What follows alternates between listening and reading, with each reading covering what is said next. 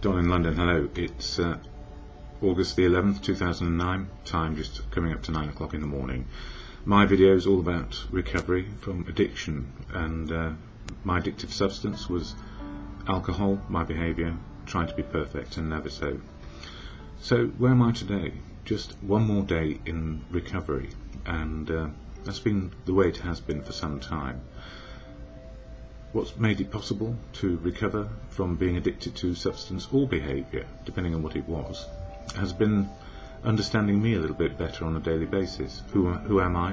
What do I stand for? What is important to me? What is less important to me these days? And if I compromise on my recovery path, that is the toolkit of 12 steps of action to change my attitude and behaviour, if I don't put that first, I soon start to put everything I put in front of that is likely to be lost again, because the priority is to meet each day as best I can. So what helps me keep in recovery is simply being a part of life again, a fellowship of people who are unique and authentic, and I don't speak for them, family, community, professionals. All those elements come into recovery for me, so I may keep an eye on what I'm doing and how I can be helped.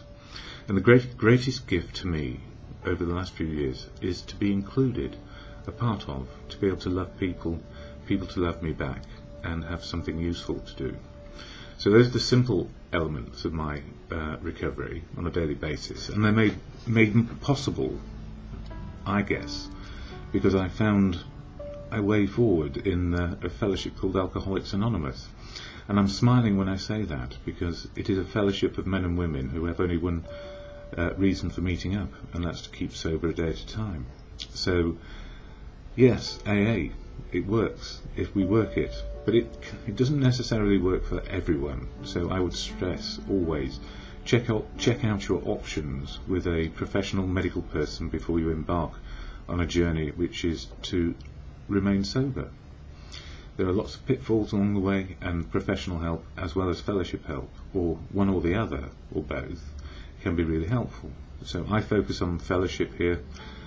You can find out everything you need to know about medical support in your local area just by looking in the phone book or seeing your medical practitioner.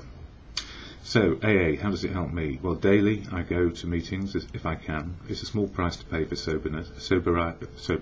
sobriety, and at each meeting we have a statement said at the beginning which just highlights what AA is there to do. And here it goes.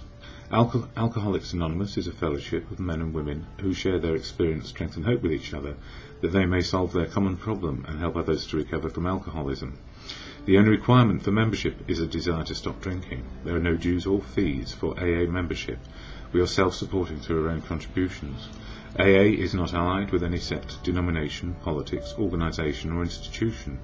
Does not wish to engage in any controversy, neither endorses nor opposes any causes. Our primary purpose is to stay sober and help other alcoholics to achieve sobriety. So it's a fellowship of level being, if you like, being in the world and being allowed to be in the world. And people in the fellowship come from all walks of life. But the fundamental point is, for me, when we're in an AA meeting, excuse me, it provides us with a sanctuary to find the truth of who we are. And if we don't know who we are when we first come in to a new life of being sober, it's hardly surprising, because depending how long we've been out there drinking and taking the edge off and cavorting to extremes, most likely, or to the depths of I don't know what, I suppose the rockiest bottom you can imagine. So, but the point is, everybody's rock bottom is as bad as it needs to get before maybe they get that moment of clarity.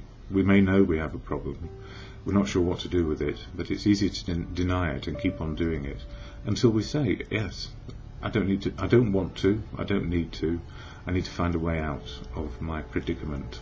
And it's not easy.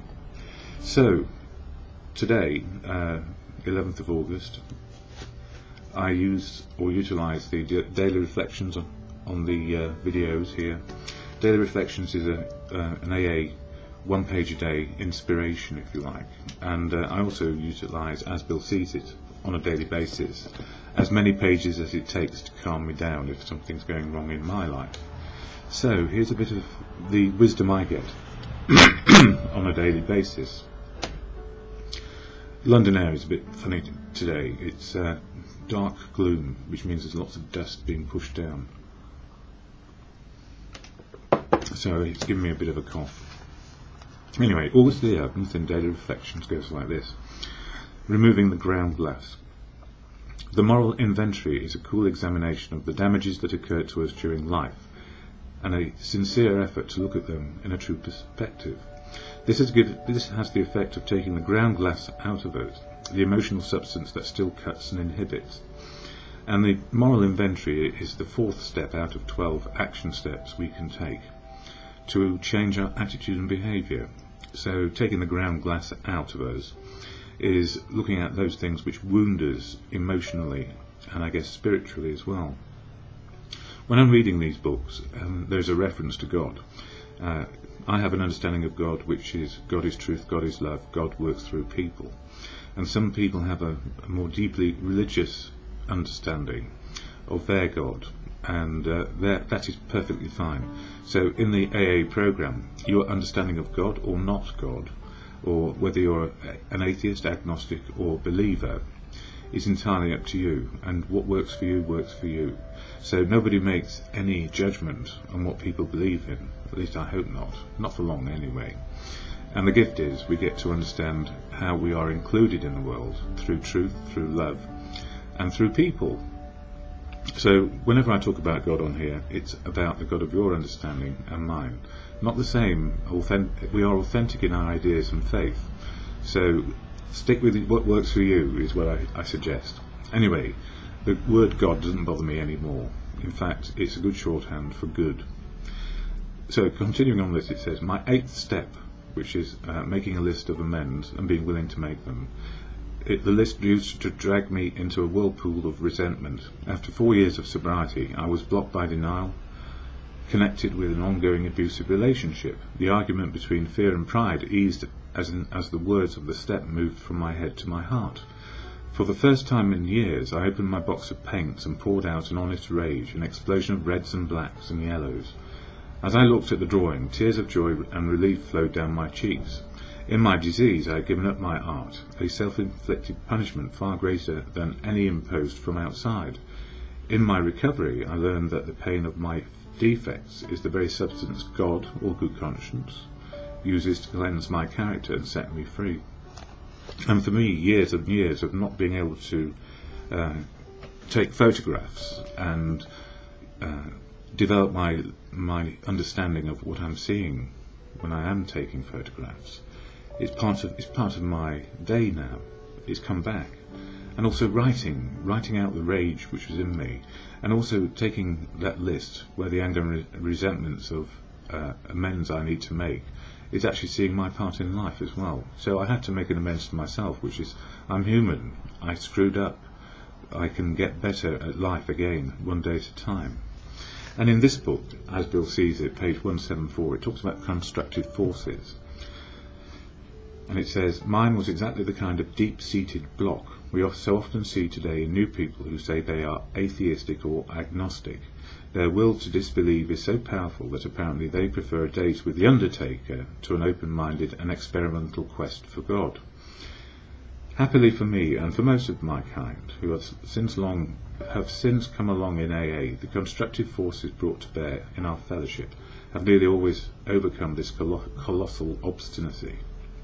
Beaten into complete defeat by alcohol, confronted by the living proof of release, and surrounded by those who can speak to us from the heart, we have finally surrendered. And then, paradoxically, we have found ourselves in a new dimension, the real world of spirit and faith. Enough willingness, enough open-mindedness, and there it is. And the gift for me is that I can be an agnostic, an atheist, or a believer on any day, given my life experience and what is happening to me. And there's denial in there, and there is positive understanding of reality as well. So when I say the Serenity Prayer, God grant me the serenity to accept the things I cannot change, courage to change the things I can, and the wisdom to know the difference, I'm simply learning just one day at a time.